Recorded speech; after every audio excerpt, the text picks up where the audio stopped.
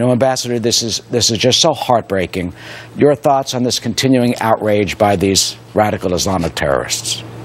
Well, I think, unfortunately, tragically, they've demonstrated yet again what they're really made of. And although there are still some questions about this tape, I think they're primarily about timing.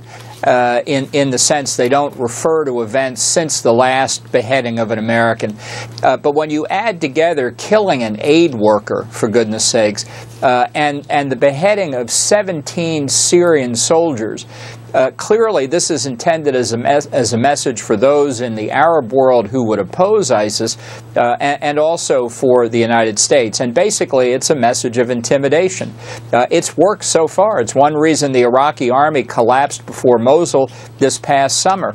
And I think it's one reason why the Obama administration is reluctant to do what may be necessary, what is necessary to do, to prevent ISIS from consolidating itself as a new country in the region. You know, Ambassador, we're told that Peter converted to Islam while in captivity. That didn't help. His parents tried to contact ISIS to get their assistance and try to spare his life. That didn't help. And now we have this 15-minute video with Akbar al-Baghdadi, the leader of the Caliphate of the Islamic State. Well, in that video, he is threatening America, threatening to come to the streets and attack us here. There are about 100 Americans with passports, we're told, fighting with ISIS. How real is that threat, and how do we stop it? Well, I think the threat is real. It's the number of Europeans and Americans who can get back into their respective countries undetected, at least as far as we know, because they're not traveling on forged documents. They're traveling on valid documents. But I think over the long term, the threat is even greater. If ISIS can really create a new state, and, you know, this week they announced they had developed their own currency. It's kind of laughable in a sense.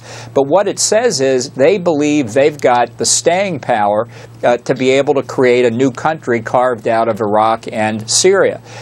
And while I think they are defeatable, and while I think that should be our objective, as even the president says it should be, when they conduct these beheadings, they do it because they think it advances their cause. We may think it's barbaric, but it's intended to intimidate weak people, whether they're in the Middle East or in Washington. So finally, Ambassador, what do? Martin Dempsey, he's in Iraq now. As you say, the Iraqi military collapsed before. The chairman of the Joint Chiefs of Staff says that the tide is turning. Do you think it is? And how will this end? Well, I don't know what General Dempsey bases that on. I think ISIS reached extraordinary lengths with the collapse of the Iraqi army this past summer. I think now they're probably at about the outer limit of their capabilities, not because of anything we or others have done, but just because they've reached their point of maximum expansion.